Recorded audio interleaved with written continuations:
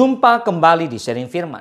Tema Sharing Firman hari ini adalah biarlah cawan ini berlalu atas kehendak-Mu.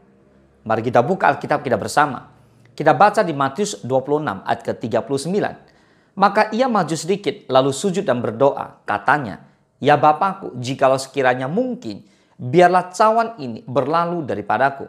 Tetapi janganlah seperti yang ku kehendaki, melainkan seperti yang Engkau kehendaki." Boleh katakan amin? Bapak Ibu semua, kita tahu bahwa saat-saat terakhir ketika Yesus sebelum mengalami penyaliban, itu adalah sebuah momen yang paling manusiawi yang dicatat di dalam Alkitab. Yesus menghadapi penderitaan yang begitu luar biasa, baik secara fisik maupun rohani. Tapi dalam tekanan tersebut, ia memilih untuk taat kepada kehendak Bapa. Di Matius 26 ayat ke-39 ini, di malam sebelum penyalibannya, Yesus berdoa, "Ya Bapakku, jikalau sekiranya mungkin." Artinya Yesus masih berharap, biarlah cawan ini berlalu. Tetapi janganlah seperti yang Yesus kehendaki, melainkan seperti yang Bapa kehendaki.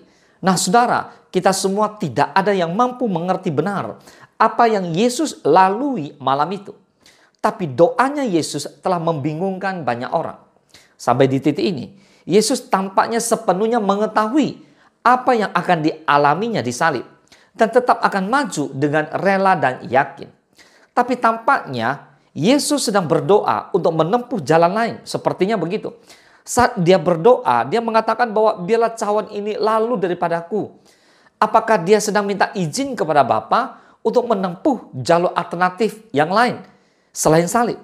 Ya jelas tidak. Saya yakin bahwa Yesus sepenuhnya Tuhan, Yesus sepenuhnya juga manusia.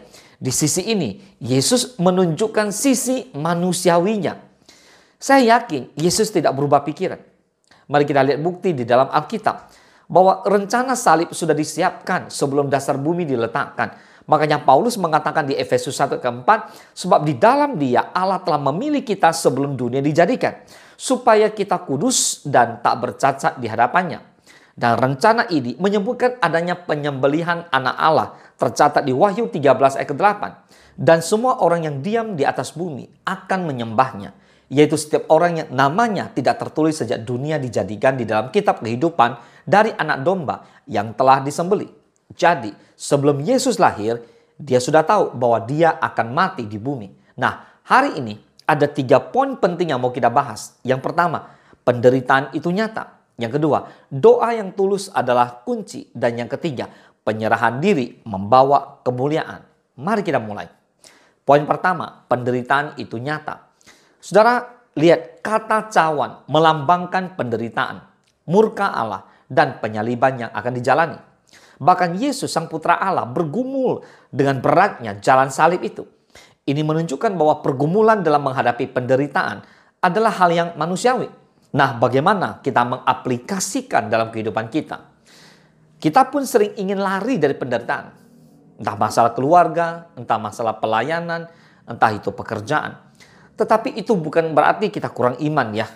Tuhan sebenarnya memiliki tujuan yang baik di balik setiap masalah dan Tuhan Yesus sudah mengingatkan bahwa kita akan menghadapi masalah di dunia.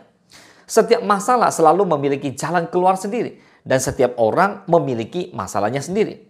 Dan saudara tahu, setiap masalah dipakai oleh Tuhan untuk menarik kita lebih dekat dengan Tuhan. Ketika kehidupan kita tenang dan menyenangkan, maka kita akan mengetahui tentang Yesus Kristus. Namun di saat kehidupan kita mengalami penderitaan, maka kita akan mengenal pribadi Yesus Kristus. Masalah-masalah mendorong kita untuk memandang kepadanya dan bergantung penuh kepada Tuhan, bukan pada diri sendiri. Itu poin pertama.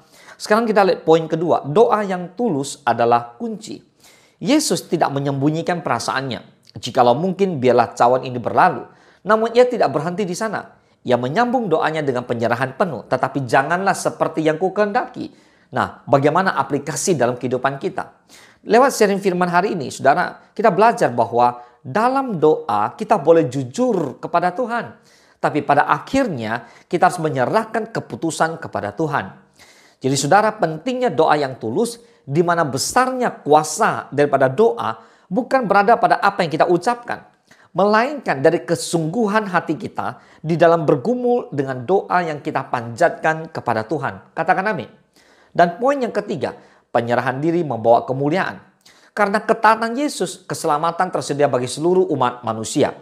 Kemenangan datang setelah salib. Kebangkitan adalah bukti bahwa kehendak Bapa selalu membawa kehidupan. Nah, bagaimana aplikasi dalam kehidupan kita? Saudara, lewat sharing firman Tuhan ini sekali lagi, kita belajar memang terkadang jalan Tuhan sulit dipahami. Tapi di ujungnya selalu ada maksud yang indah. Adalah tidak mudah memahami dan mengerti jalan-jalan Tuhan. Sebab rancanganku bukan rancanganmu, kata firman Tuhan. Dan jalanmu bukanlah jalanku. Demikianlah firman Tuhan. Seperti tingginya langit dari bumi, demikianlah tingginya jalanku dari jalanmu. Dan rancanganku daripada rancanganmu. So, karena tak mampu memahami jalan Tuhan, seringkali manusia memaksa Tuhan mengikuti kemauan dia, kehendak dia, rencana dia.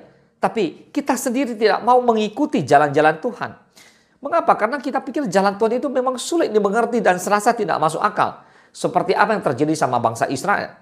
Mereka tidak bisa memahami maksud Tuhan, maka mereka ketika melewati padang gurun, padahal itu Tuhan punya rencana yang begitu indah, tapi mereka selalu bersungut-sungut.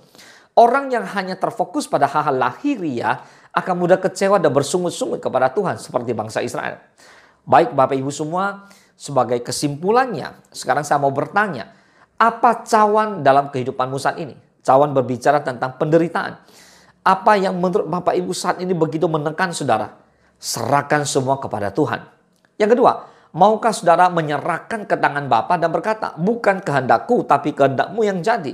Artinya sepenuhnya bergantung kepada Tuhan. Dan yang ketiga, seperti Yesus, mari kita percaya bahwa rencana Bapa jauh lebih baik daripada keinginan kita sendiri.